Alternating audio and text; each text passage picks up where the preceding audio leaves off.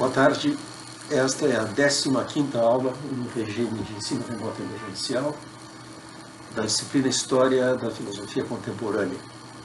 A aula hoje tem duas partes. A primeira parte é dedicada à correção da prova.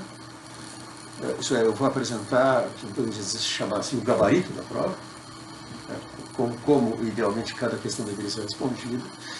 Em seguida eu envio por e-mail para cada um de vocês a sua prova com as minhas anotações, tá? E com a nota que cada um tirou na prova. E vocês em geral saíram bem. Houve poucas provas que ficaram com o conceito nota abaixo de 6, que é a nota mínima para a aprovação. Então eu fiquei gratificado com essa correção. Vou passar então em revista. Foram duas provas.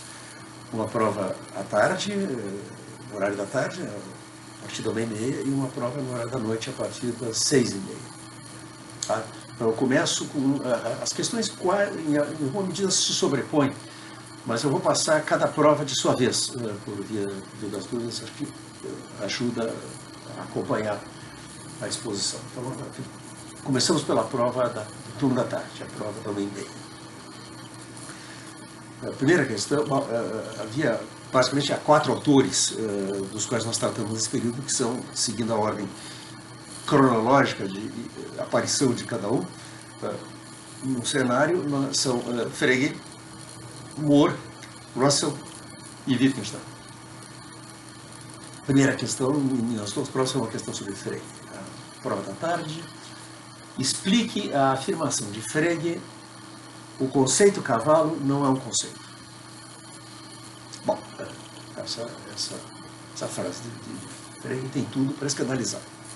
O Russell, por exemplo, considerou totalmente inaceitável que Frege dissesse isso, pouco importando por que razões Frege estava fazendo isso. Mas, basicamente, Frege está respondendo aí a alguma objeção que foi formulada a ele por um lógico contemporâneo dele, Benno Kerry. Kerry acha que tem um problema na maneira como Frege consegue, a partir de uma análise lógica da estrutura elementar da proposição. Na lógica de Frege, toda a proposição se decompõe em função e argumento.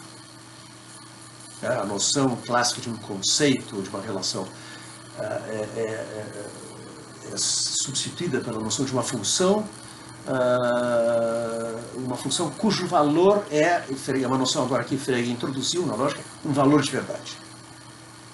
Assim como uma função aritmética tem um valor numérico, uma função lógica tem um valor de verdade. Isso do preenchimento do lugar vazio no predicado lógico da função da proposição que é o conceito, resulta uma proposição que será verdadeira ou falsa, conforme o objeto designado pelo termo singular que preenche o lugar de argumento esteja ou não esteja na extensão daquele conceito. Isso no caso de uma predicação monádica. Se nós temos uma predicação diádica, por exemplo, A, R, B, então eu tenho que preencher o lugar de A, preencher o lugar de B, e eu vou ter uma proposição verdadeira ou falsa, conforme quais sejam esses argumentos. O ponto fundamental é que Frege extrai do contraste entre o caráter insaturado das expressões conceituais. Você vê que elas são incompletas, como as expressões para funções matemáticas. Elas precisam ser preenchidas para nós obtermos um valor. E isso contrasta com a completude dos nomes, dos designadores de objetos. Então, Frege tem um contraste aqui entre a noção de conceito e a noção de objeto. Bom, o crucial acerca da noção de conceito de Frege é que Frege, como Kant, concebe conceitos como predicados de juízos possíveis. Então, isso tem a consequência de que conceitos só ocorrem no interior de atos de juízo. Frege recusa que conceitos possam ter uma existência independente. Não é que na ontologia de Frege tem duas classes de entidades, objeto e conceito. Conceitos não são entidades. Tudo o que há é objeto. Trata-se de um objeto concreto ou abstrato, material ou imaterial, real ou imaginário, e assim por diante. Tudo sobre o que nós podemos pensar, tudo o que nós podemos enumerar é objeto. O programa logicista de Frege se baseia ser conduzido justamente pela intuição de que as leis que governam o pensável são as leis que governam o enumerável. Isso é, que as leis da aritmética são leis lógicas. A aritmética trata de tudo que é enumerável, tá? E a lógica de tudo que é pensável. As leis da lógica são as leis que governam as condições para pensar em qualquer coisa. Bom, então, resulta daí que nada pode ser, ao mesmo tempo, conceito e objeto. Tá? É a essa tese que Kerry acreditou estar opondo uma objeção, dando um exemplo concreto. Eu não vou mostrar. Frege diz que um conceito nunca pode ser um objeto. Isso é falso, e é fácil de mostrar. Seja, por exemplo, a seguinte proposição: o conceito cavalo é um conceito facilmente adquirido. Essa proposição é verdadeira, e claramente aqui nós estamos predicando algo acerca de um conceito, que é um conceito facilmente adquirido. Portanto, Frege está errado. Conceitos podem ser objetos e não tem nenhum problema com isso. Russell concordou com Kerry no apêndice dos Principles of Mathematics de 1903, dedicado às ideias lógico-filosóficas de Frege. Russell toma um partido de pé no Kerry. A tese de Frege não pode estar correta. No entanto, Frege responde a Kerry impavidamente. Ele diz: olha, o conceito cavalo não é um conceito. O Frege diz: bom, isso soa como uma contradição, um paradoxo. O meu leitor tem que me conceder um grão de sal. Isso vem da expressão latina cum grano salis. Tomar algo com grano salis é não tomar ao pé da letra. E Frege diz: só me compreenderá o leitor que não tomar ao pé da letra o que eu estou dizendo. Mas, fundamentalmente, ele está dizendo o seguinte: efetivamente, ser um conceito facilmente adquirido é um predicado que está sendo predicado de alguma coisa. E Kerry tem razão em dizer que essa coisa é um objeto, mas precisamente porque é um objeto não é um conceito. Tá? E aí, não é Frege quem diz, mas é um argumento que eu usei. Eu disse: olha aqui, ó, se Kerry tivesse razão, se o conceito cavalo, se essa expressão, tal como ocorre na frase, o conceito cavalo é um conceito facilmente adquirido, designasse um conceito, não um objeto, então isto poderia ocorrer como um predicado. Bom, seja Bucéfalo, que é o cavalo de Alexandre da Macedônia, se o conceito cavalo fosse um termo conceitual, então eu poderia formar a seguinte proposição: Bucéfalo, o conceito cavalo. Mas isso nem é uma proposição, está mal formado. A proposição consiste onde mais de um de vocês escreveu Bucéfalo ou, conjunção ou, conceito cavalo, disjunção. Não é isso, é o artigo definido, Bucéfalo ou conceito cavalo. Ora, Bucéfalo ou conceito cavalo não é uma proposição. Mostra que o conceito cavalo não ocorre em posição predicativa. Bucéfalo ou conceito cavalo tem a mesma forma que Bucéfalo Alexandre, que também não é uma predicação. Aí ocorrem dois designadores de objeto. Tá? Então, a afirmação, o conceito cavalo não é para tomar o pé da letra, mas ela serve para mostrar que, se Kerry está certo em sustentar que a expressão, o conceito cavalo, que ocorre como sujeito dessa proposição que ele apresenta, designa um objeto, então, por isso mesmo, não designa um conceito. Tá? E aqui está, alguns de vocês acharam interessante acrescentar isso, foi uma coisa que eu disse na aula respectiva, o embrião da distinção que Wittgenstein vai fazer entre o que se pode dizer na linguagem e aquilo que nos pode dizer, mas que se mostra no uso dos sinais. Wittgenstein, numa carta a Russell, diz que ele pensa que o problema central da filosofia é a distinção entre dizer e mostrar. Essa distinção tem origem na filosofia de Frege, precisamente aqui, na resposta de Frege a Bernard Herrmann. Esse é o sentido da proposição paradoxal. O conceito cavalo não é um conceito. Ok? Nós vamos ver que essas ideias vão reaparecer quando examinarmos a primeira questão da prova da noite, que também era uma questão sobre Frege. Agora vamos à segunda. Em Principia Ética, livro de 1903, Moore sustentou que bom, good, é uma noção primitiva, portanto indefinível, como amarelo. Isso é ele que diz como amarelo. Por quê? A origem da tese central de Equilíbrio e Ética é a teoria do juízo de Moore, tal como Moore a expôs no artigo clássico A Natureza do Juízo, de 1800, é uma conferência de 1898, publicada em 1899, que é a declaração de guerra ao idealismo britânico.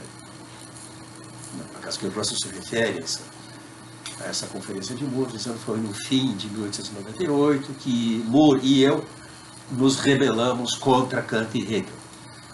Moore abriu o caminho e eu segui rapidamente no seu encalço. Bom, a tese de Moore, ele está recusando a concepção idealista, segundo a qual toda a experiência é judicativa ou proposicional. De tal sorte que nós não há nenhum conteúdo não conceitual na experiência.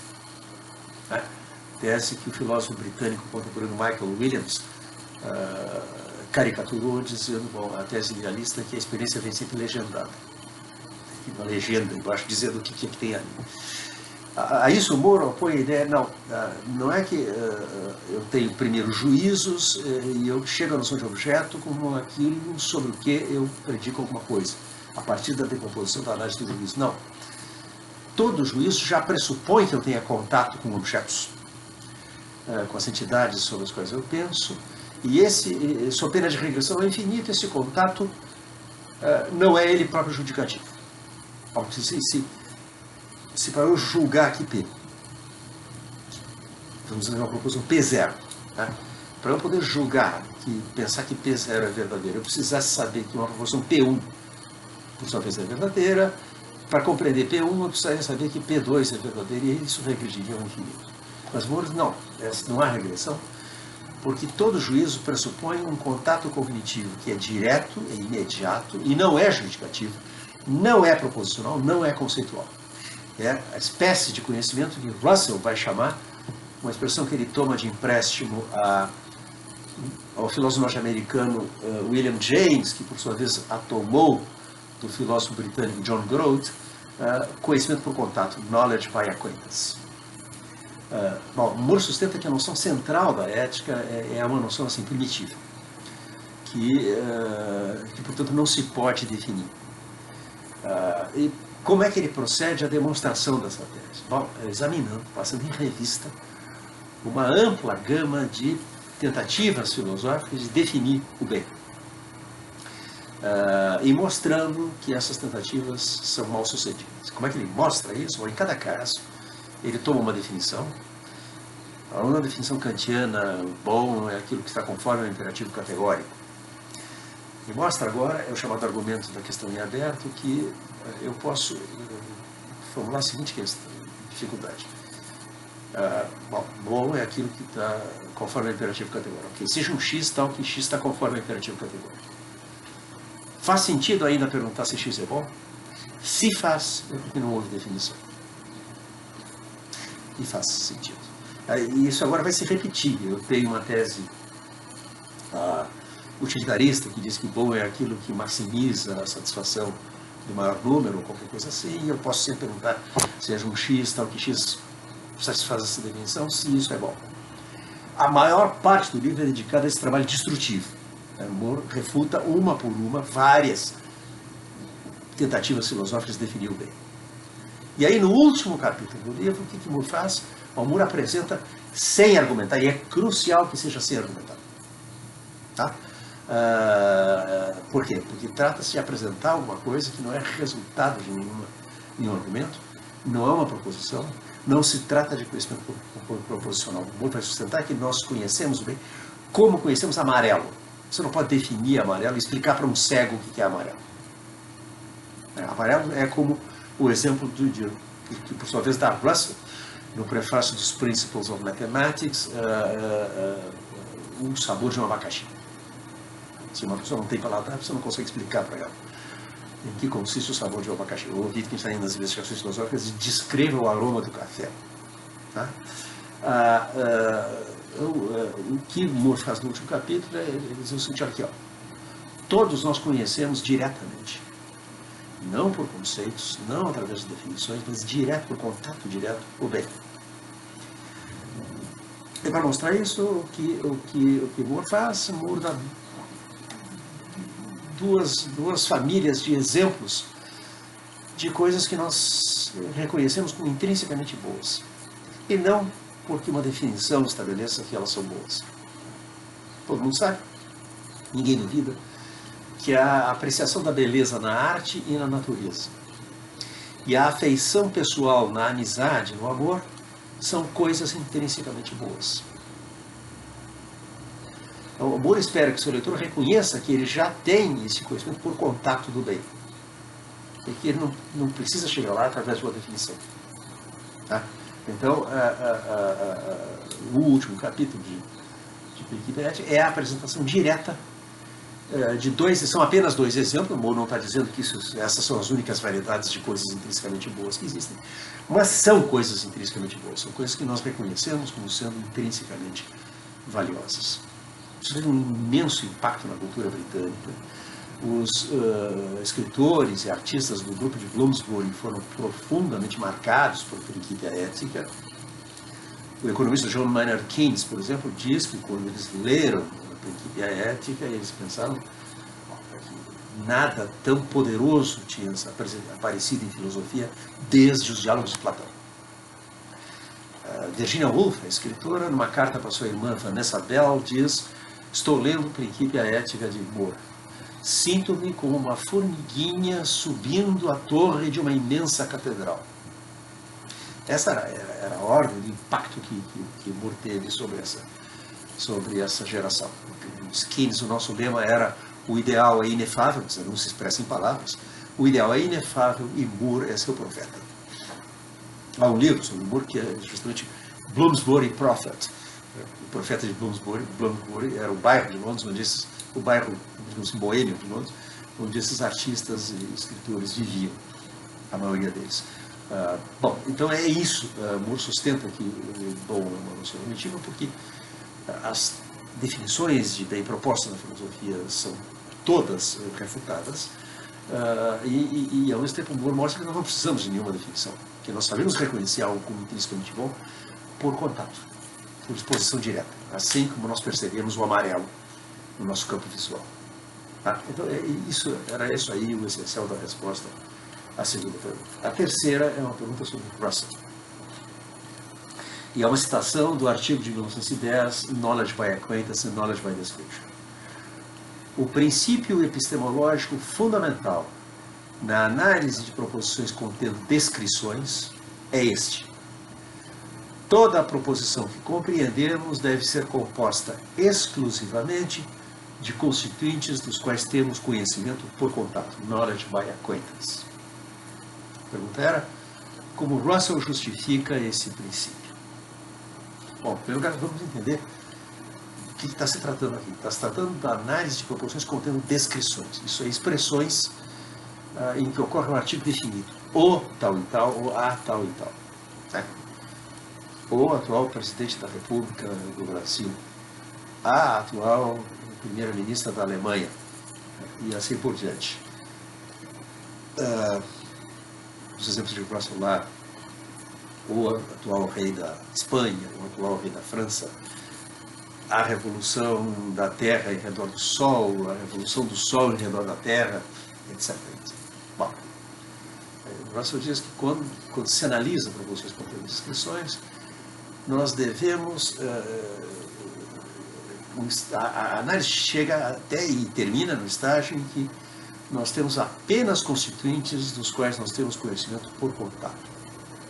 Tá? E não mais por descrição. Tá? Então, aqui supõe a teoria das descrições, que descrições são, como Russell diz, símbolos incompletos. São expressões que por si só não designam nada, mas que em sua ocorrência em proposições têm uma função de designação. Agora, se estão ou não estão designando alguma coisa, isso não afetará o sentido da proposição. Se descrições fossem, como pensaram todos os filósofos que precederam Russell, inclusive Frege, termos singulares, então, quando uma descrição não designasse nada, por exemplo, o atual rei da França, a proposição em que ela ocorre não teria valor de verdade. Porque se o atual rei da França não designasse nada, não haveria nada do qual eu estou predicando alguma coisa. O atual rei da França é calvo, por exemplo, de França. Eu não estaria predicando calvície de nada, porque não há um atual rei da França. A proposição não teria sentido. Como não tem sentido uma proposição em que ocorre um nome que nada designa. Se eu tomar emprestado de Mallarmé, do soneto, chamado soneto em X, cujas rimas terminam com X, a expressão ptix, que Mallarmé introduz deliberadamente como um nome vazio. Se eu disser ptix é vermelho, eu não estou predicando vermelhidão de nada, porque nós não estabelecemos nenhuma convenção para fixar a que é que ptix se refere. Tá? Mas como diz Russell, a frase o atual rei da França é calvo não é sem sentido, pelo fato de não existir o atual rei da França. Ela é falsa. E nós sabemos também por que ela é falsa. Ela é falsa porque não existe rei da França. Então, o que o Russell vai dizer é o seguinte: proposições em que ocorrem descrições na posição de sujeito gramatical parecem ser proposições singulares. Não só parecem, não são. Porque, de fato, descrições não são termos singulares. Descrições são expressões de generalidade lógica. Mais especificamente, são quantificadores. A descoberta de Frege, Frege não descobriu isso. A descoberta de Russell é que o artigo definido, assim como as expressões todo e algum, é um quantificador. A completamente analisada proposição é uma proposição existencial, que é governada por um quantificador existencial, que diz, bom, há pelo menos um X, tal que X é rei da França, há somente um X, tal que X é rei da França, quer dizer, para todo Y, se Y é rei da França, Y é igual a X, e esse X é calvo. Isso agora é uma conjunção, e é uma conjunção de 3 proposições, das quais a primeira é falsa, a proposição que diz há um rei da França. Tá? Então, quando nós... Mas veja bem, o que resultou da análise foi a desaparição da descrição, a expressão denotativa, como diz o Russell. No lugar, o que nós temos, na forma completamente analisada da proposição, são quantificadores conetivos, variáveis ligadas pelos quantificadores e sinais para predicados. Não tem nada que represente um objeto, não tem nenhum nome. Tá? Na forma completamente analisada da proposição, a descrição desapareceu, sem resíduo, desapareceu completamente. Bom, o que sobrou? Bom, sobraram coisas que, como você disse, coisas que nós aprendemos por contato. Mais uma vez, aqui, a ideia que já estava lá no Moore. Aprendemos por contato, porque se eu devesse aprender o conteúdo da proposição por descrição, eu teria que analisar essa descrição, por sua vez, me dar uma outra proposição, e para compreender essa proposição eu teria que analisar uma descrição, e isso regrediria, enfim, mas não regride, eu me detenho no estágio em que eu aprendo diretamente os constituintes. E esses constituintes, diz Russell, são entidades que a gente conhece por contato. A ideia estava implícita em On the Note, já em 1905, o Russell a torna explícita 5 anos depois nesse artigo. Agora bem, como é que o Russell justifica esse princípio? Aqui, como eu observei para vocês, a justificação é muito lacônica. Tanto no artigo de 1910, Knowledge by Acquaintance and Knowledge by Description, como no capítulo que leva o mesmo título do livro de 1912, Problems of Philosophy. Tá? Nos dois casos, o Russell laconicamente diz o seguinte: olha, esse princípio deve ser verdadeiro, que toda a proposição que nós compreendemos deve ser composta exclusivamente de constituintes dos quais nós temos conhecimento por contato. Por quê? Diz Russell, não é compreensível que alguém possa julgar ou fazer uma suposição sem saber sobre o que é que está julgando o suposto. Agora, aqui tem um princípio muito antigo na filosofia, na verdade. O filósofo britânico contemporâneo Gareth Evans batizou esse princípio, o princípio de Russell.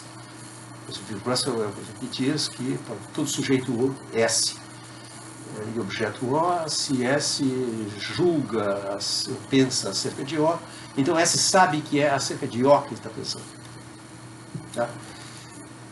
Evans chama isso o princípio de Russell, eu prefiro chamar isso o princípio de discriminação, em atenção ao fato de que esse princípio é muito antigo na filosofia. Platão o formula explicitamente na parte final do diálogo Teeteto, quando Platão enfrenta a questão de saber o seguinte: vem cá, o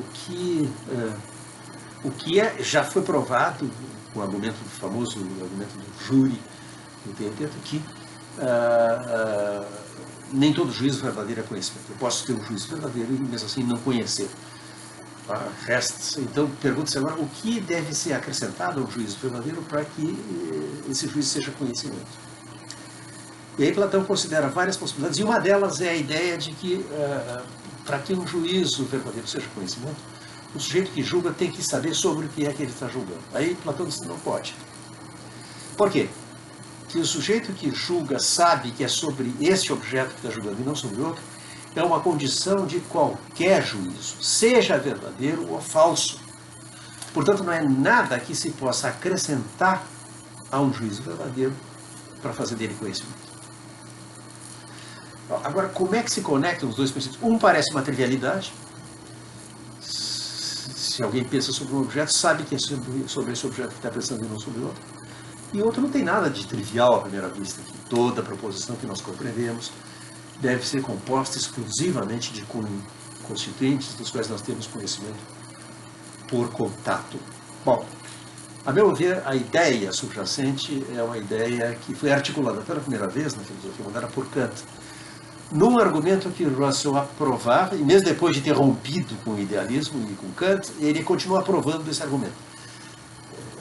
No capítulo Diferença de Sentido e Diferença de Sinal, dos Principles of Mathematics, Russell cita com aprovação o ensaio de Kant de 1768, o ensaio sobre o fundamento da distinção das regiões no espaço, onde Kant apresenta pela primeira vez um argumento para mostrar que a discriminação de objetos por conceitos não é discriminação suficiente. Eu posso ter dois objetos que satisfazem os mesmos conceitos, que, portanto, eu não posso distinguir por conceito, e, no entanto, são distintos. E essa distinção pode ser notada na intuição. O exemplo famoso de Kant é a mão esquerda e a mão direita, que são contrapartidas incongruentes. Elas são diferentes, mas toda a predicação verdadeira sobre a mão esquerda é uma predicação verdadeira sobre a mão direita. Tá? No entanto, mas como é que eu distingo? Eu distingo as regiões do espaço na intuição.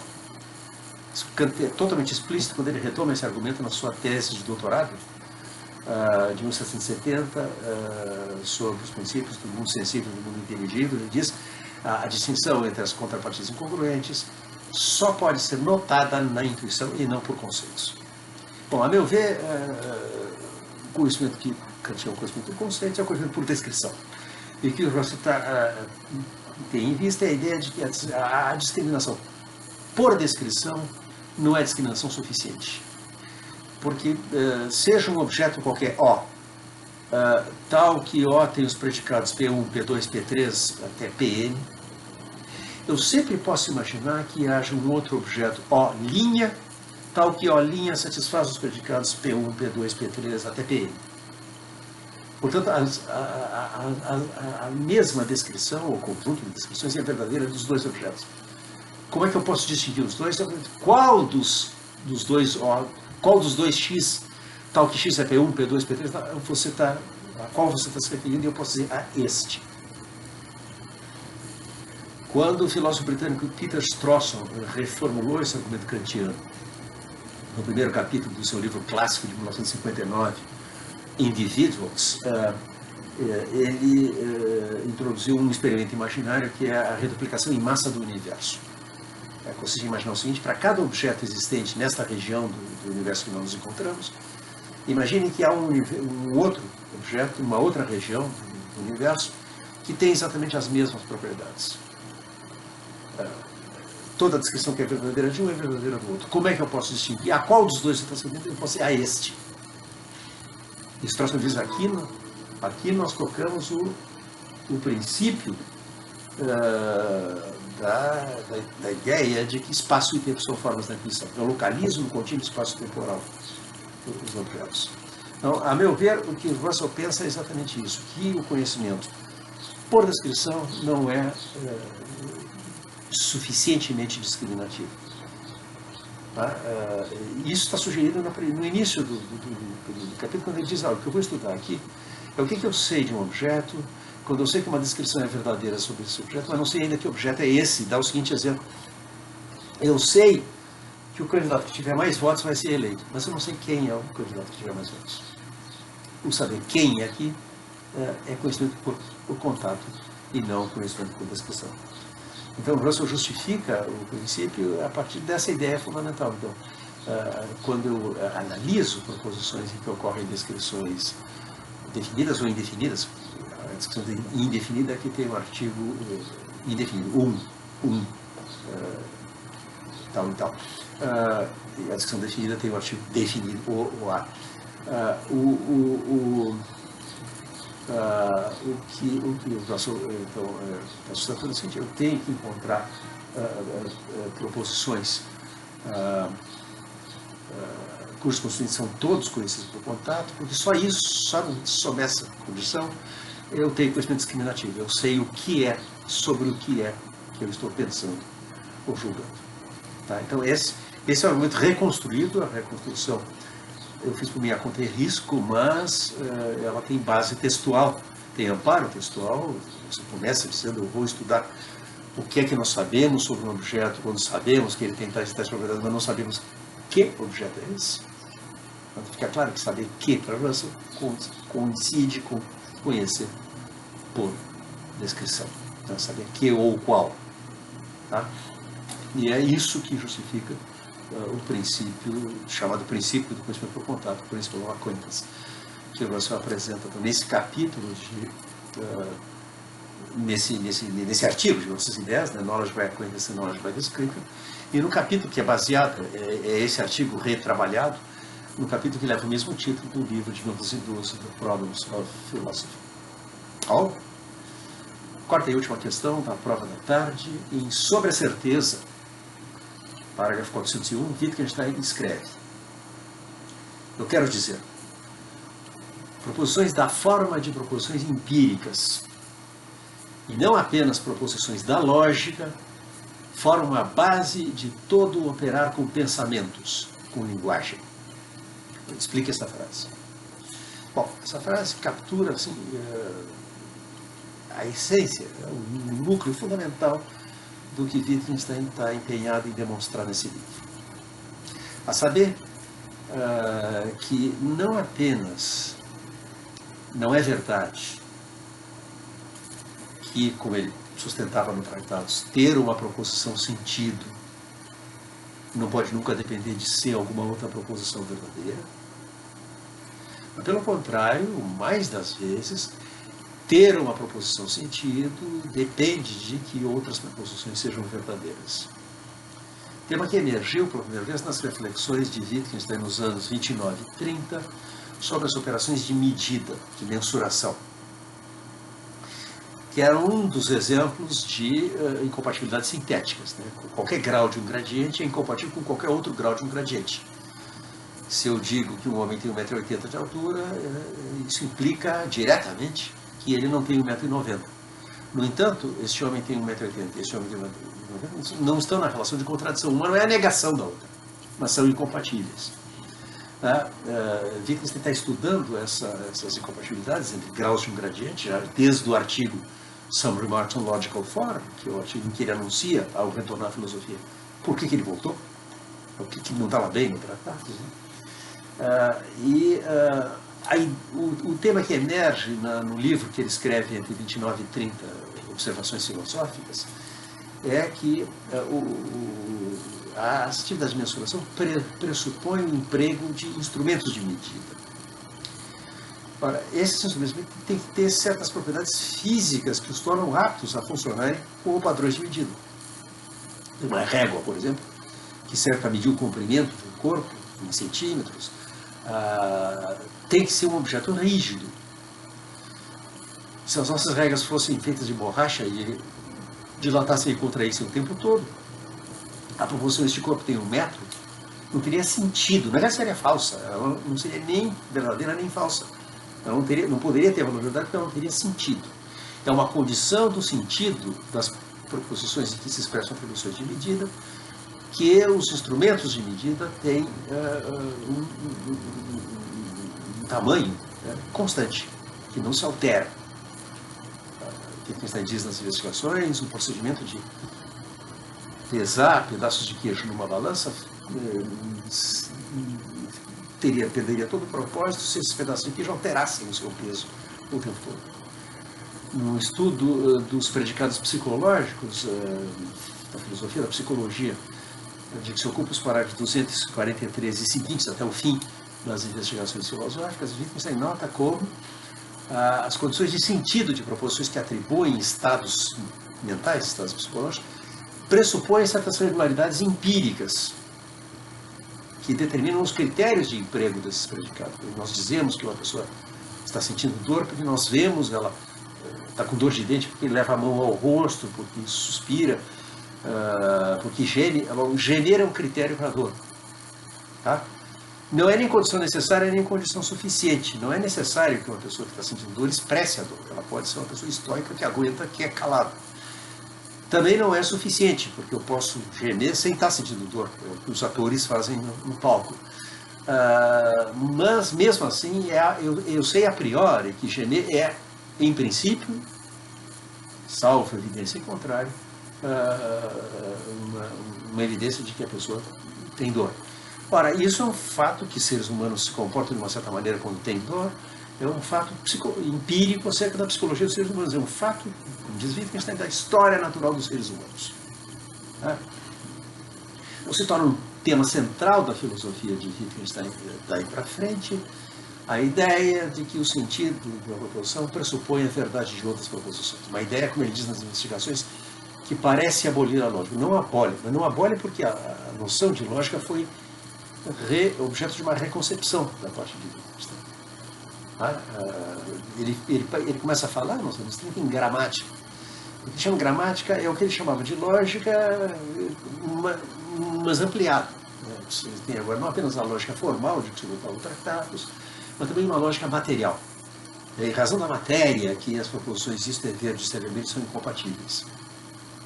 É o conteúdo da proposição que envolve. Então ele diz nas iniciações filosóficas as regras que eu apresentei para e, ou, se, então, são uma parte da gramática das expressões, mas não tudo. E ele diz, isso mostra que há regras para as funções de verdade que lidam também com a parte interna da proposição. Tá? Bom, isso vai se encaminhar gradualmente para o abandono da dicotomia empírica a priori. O tema começa a aparecer, como eu mostrei na aula correspondente, nos escritos de filosofia da matemática de Wittgenstein dos início dos anos 40 e culmina em Sobre a Certeza. A ideia de que certas proposições empíricas podem ser empregadas de tal forma que elas não estão, ao serem empregadas, sendo submetidas a teste pela experiência, para serem confirmadas ou refutadas, elas servem como um padrão para avaliar a experiência. Eu dei um exemplo tomado de empréstimo à filosofia da ciência, se lembrarão. A proposição, todo sal de sódio em combustão emite uma chama amarela, pode ser submetida a teste. Eu pego um sal de sódio e põe fogo para ver a cor da chama. Se sair uma chama amarela, eu confirmei a minha hipótese. Se sair uma chama de outra cor, eu refutei a hipótese. Mas, imaginemos agora, como nos pede, imaginemos o filósofo da ciência Karl Hempel, vamos falar mais dele adiante, vamos imaginar uma situação em que eu tenho um composto que eu não sei se é sal de sódio ou outra coisa. E agora, como é que eu vou saber? Bom, eis uma possibilidade. Você põe um combustão e vê se sair uma chama amarela, é sal de sódio. Se a chama for de outra cor, não é. Ora, nessa segunda situação, a proposição todo sal de sódio em combustão emite uma chama amarela não está sendo testada pela experiência. Ao contrário, serve como um padrão para avaliar a experiência. Ela é aceita como algo verdadeiro que está fora de questão.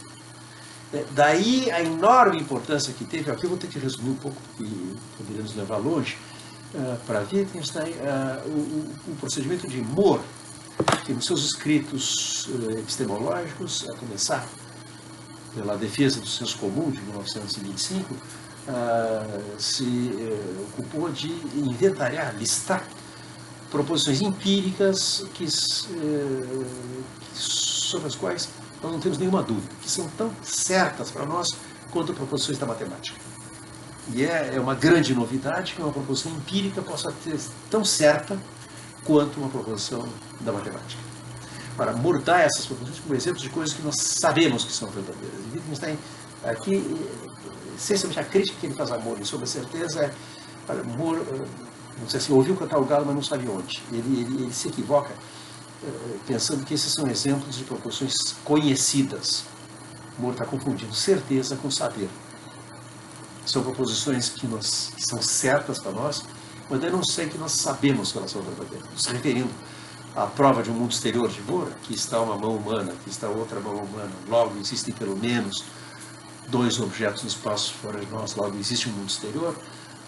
Wittgenstein começa o texto dele dizendo: se você sabe, em itálico, sabe que aqui está uma mão humana, tudo mais nós te concederemos. Wittgenstein justamente não concede isso. Tá? Essas proposições empíricas são a base, como são as proposições da lógica, do operar com pensamentos, com linguagem, cumprem uma função lógica, elas é o que ele chamou, e a imagem volta sobre certeza, ele chamou nas observações substanciais proposições empíricas enrijecidas. Tá? Proposições empíricas que são tomadas como normas da representação, como paradigmas com os quais nós avaliamos a experiência. Essa é a função que certas proposições empíricas têm.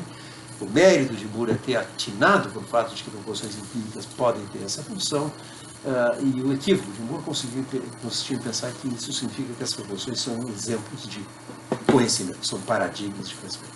São paradigmas de certeza.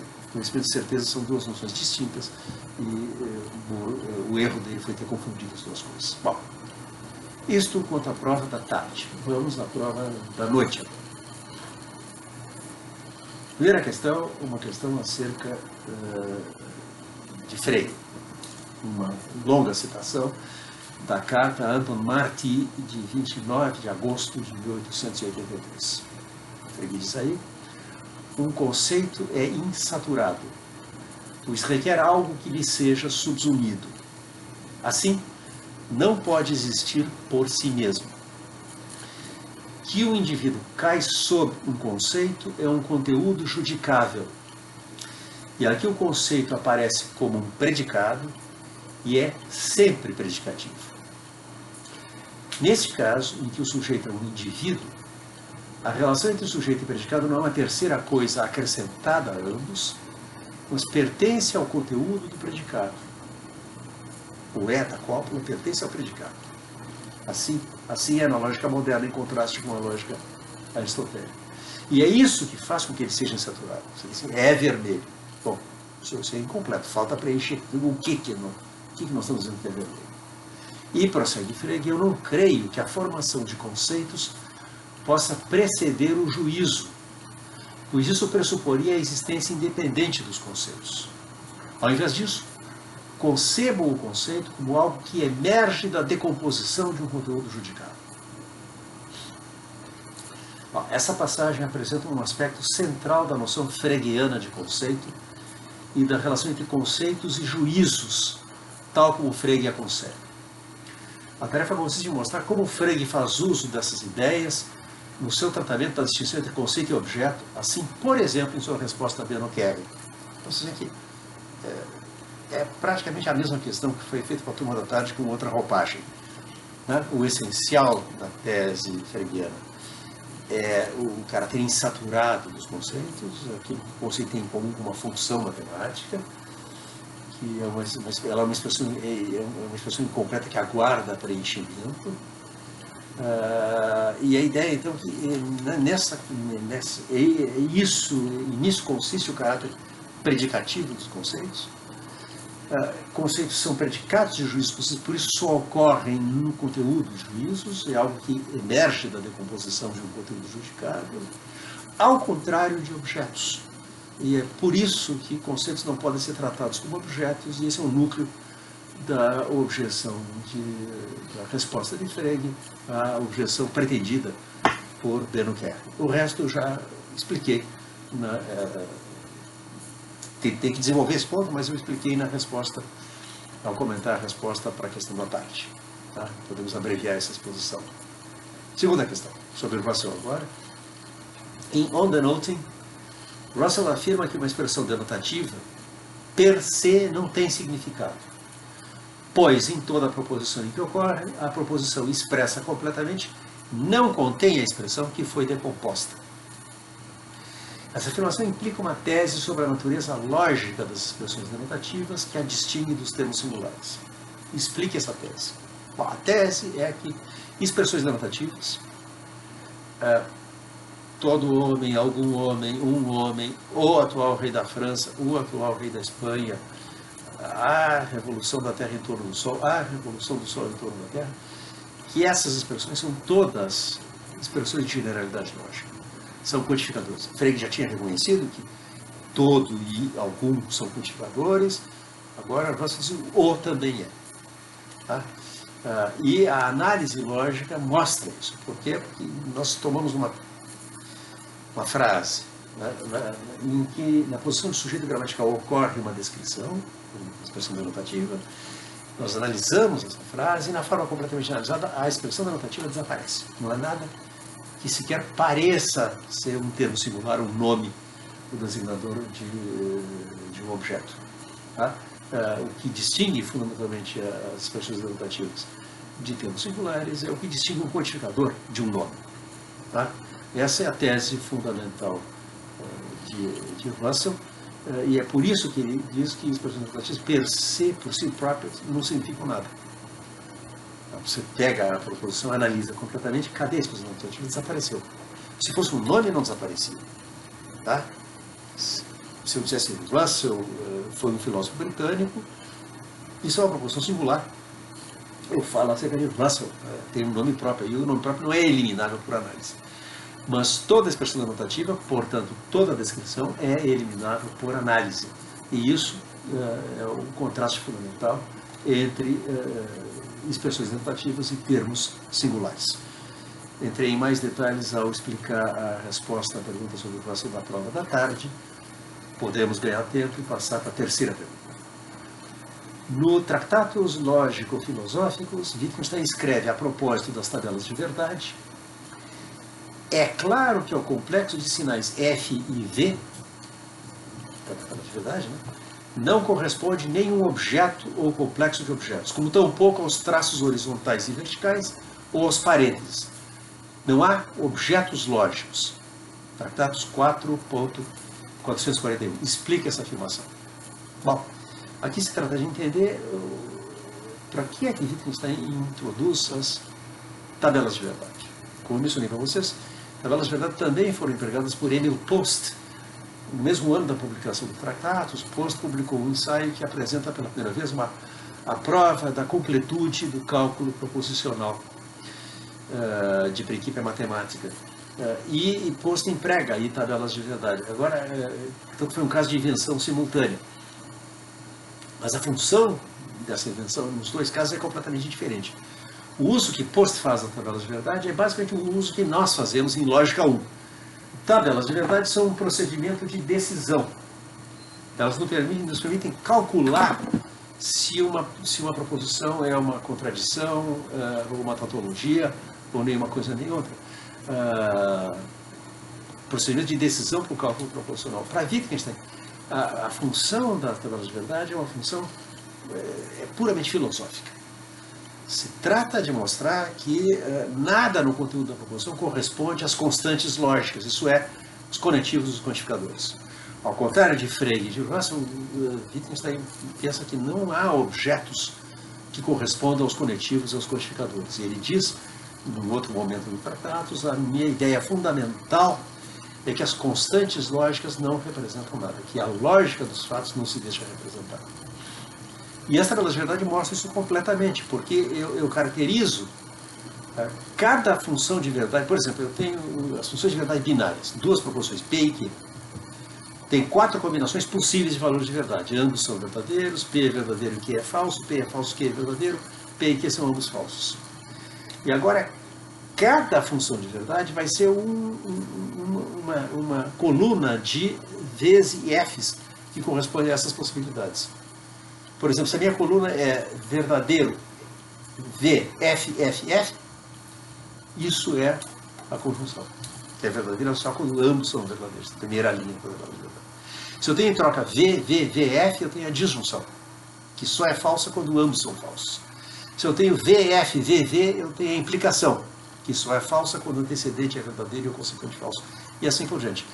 Há exatamente 16 combinações possíveis, isto é, há 16 funções de verdade binárias.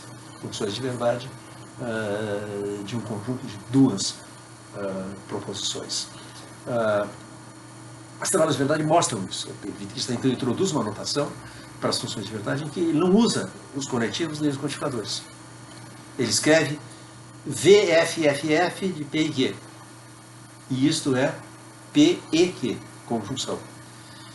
VVVF de P e Q é P ou Q. VFVV de P e Q é se P então Q. E assim por diante. Tá? Em 501, Wittgenstein lista todas as 16 funções de verdade binárias. Então, as tabelas de verdade servem para mostrar que esses sinais são prescindíveis. Wittgenstein diz que os sinais para tabelas de verdade são sinais de pontuação. Nós não atribuímos nenhum significado independente, nem à vírgula, nem ao ponto, nem aos 2 pontos numa frase. Eles marcam como é que nós devemos ler a frase. Da mesma maneira para as constantes lógicas. Não há objetos lógicos é a tese fundamental antiplatônica, anti-fregiana e anti-rosseliana do Tratados Lógico-Filosóficos. E esta é a função das tabelas de verdade, a função que Wittgenstein atribui às tabelas de verdade, ao contrário de Post. Tá? Bom, isso é a resposta à terceira questão da prova da noite. Quarta e última questão da prova da noite. Nas investigações filosóficas, Wittgenstein escreve, aspas, não é apenas acordo nas definições, mas também, por estranho que pareça, acordo nos juízos que é requerido para a comunicação através da linguagem. Isso parece abolir a lógica, mas não a abole. Uma coisa é descrever métodos de medida, outra é obter e enunciar resultados de medida. Mas o que chamamos medir é em parte determinado por uma certa constância nos resultados da medida. Parágrafo 242. Explique por que a pressuposição empírica de um acordo em nossos juízes parece abolir a lógica e por que afinal não a abole. Bom, ver por que acordo nos juízos. Não é suficiente que a gente concorde em que o significado da expressão 1 metro é fixado pelo metro padrão, aquela barra de platina mantida em condições constantes de temperatura e pressão lá em Paris. É preciso que, ao aplicar uma trena metálica, uma régua de madeira ao corpo físico, a gente concorde com a atribuição numérica, agora que nós vamos fazer de medida. Isso sim, nós devemos empregar da mesma maneira.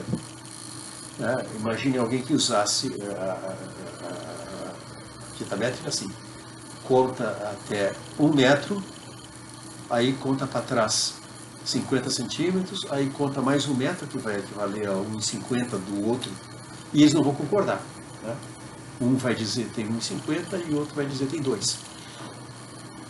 Tá?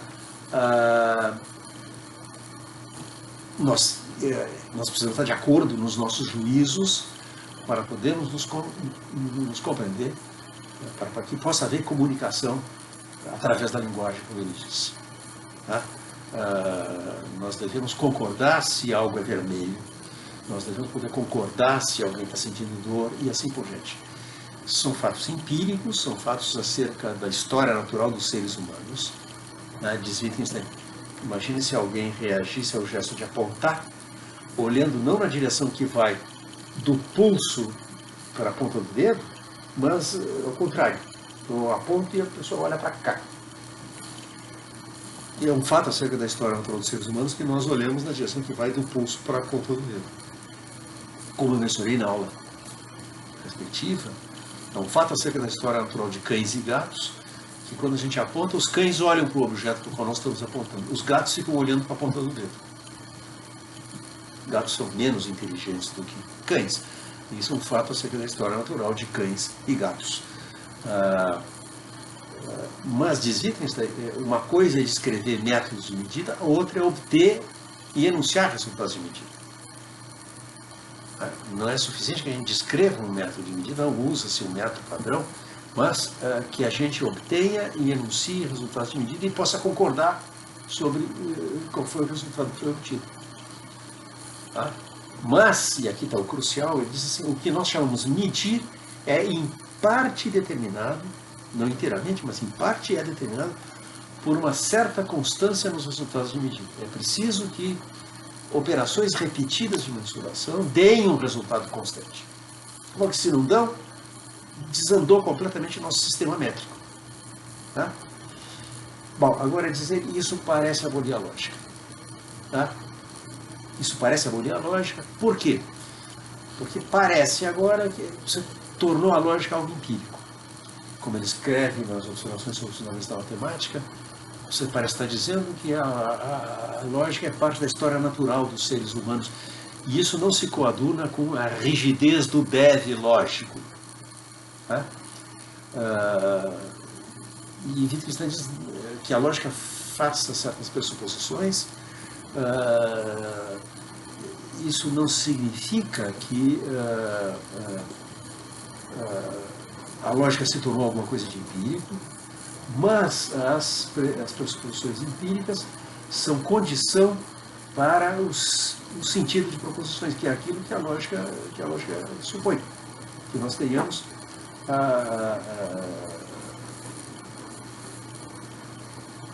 concordância quando obtemos resultados de medida. Tá? Como escreve Luiz Henrique Lopes dos Santos no ensaio A Harmonia Essencial, que está lá no Dropbox, que uma forma de representação seja mais ou menos adequada, escreve Luiz Henrique, que é o tradutor do Tratados, não é algo que possamos estabelecer a nosso bel prazer, mas algo que depende das particularidades deste mundo. Se o mundo se tornasse muito diferente do que ele é, nota Wittgenstein, muitas de nossas formas de representação passariam a ser simplesmente inutilizáveis. Então, o fato de que nós possamos empregar certas normas de representação depende de certas condições que são empíricas. Isto parece abolir a lógica, parece privar a lógica do seu caráter a priorístico, o que, como registra a objeção discutida nas observações sobre o fundamental da matemática, não se coaduna com a rigidez do deve lógico. Mas isso, afinal, não abole, porque não torna a lógica uma ciência empírica. Nós não descobrimos princípios lógicos por investigação empírica, mas nós notamos que a aplicação da lógica pressupõe o que quer que seja pressuposto para que uma proposição tenha sentido. Não que ela seja verdadeira, mas que ela seja verdadeira ou falsa. No Tratados, Wittgenstein dizia que a lógica pressupõe alguma coisa. Pressupõe apenas, era isso no Tratados, né, que as proposições elementares tenham sentido e os nomes tenham referência. E essa é a relação da lógica com o mundo. Agora ele diz, não é apenas que as proposições tenham sentido e os nomes referência, mas que algumas proposições sejam verdadeiras. Tá? Parece abolir a lógica, mas em um certo sentido abole uma certa lógica. Uma lógica a priorística, uma lógica totalmente sem pressuposições, como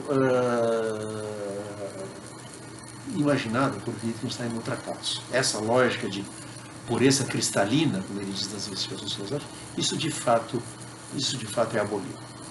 Eu quero lembrar brevemente aqui o parágrafo 80 das investigações filosóficas, em que Wittgenstein diz, Paulo, imagina que eu observo um objeto, eu digo, está aí uma poltrona.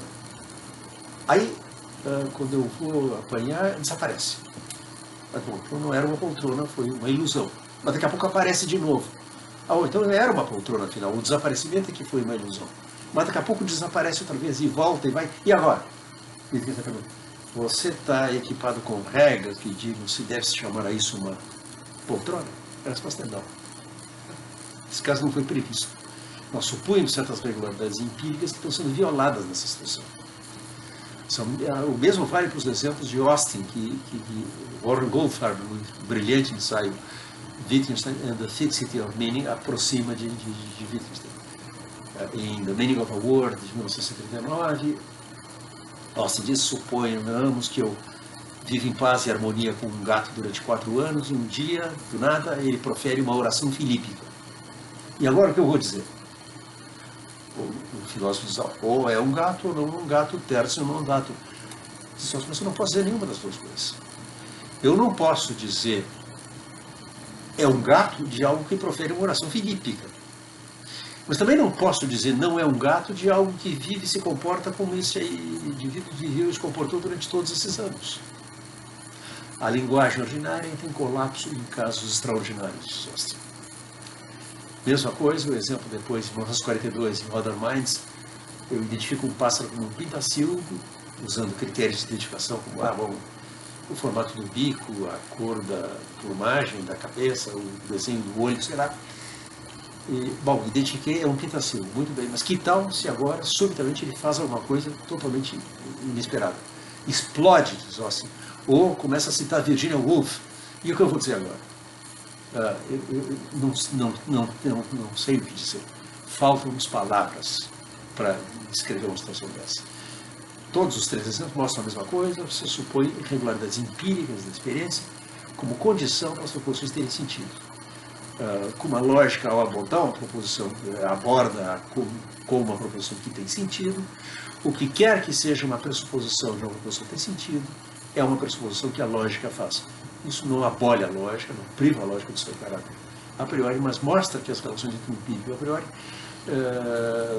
não são como o tratado havia pensado. Fora da lógica, tudo é acaso, e o sentido de nenhuma proposição pode depender da verdade de nenhuma outra proposição. A grande novidade do segundo período de Wittgenstein, que começa em 1929, é ter reconhecido finalmente que ter uma proposição sentido pode depende sim, o mais das vezes depende de que outra proposição, de fato, um grande número de outras proposições sejam verdadeiras. Bom, esse era o gabarito da prova. Eu vou editar e mandar para o YouTube essa aula. E em seguida estou mandando e-mails privados para cada um de vocês as provas corrigidas. E até a terça-feira, quando nos ocuparemos do Círculo de Viena. Até mais.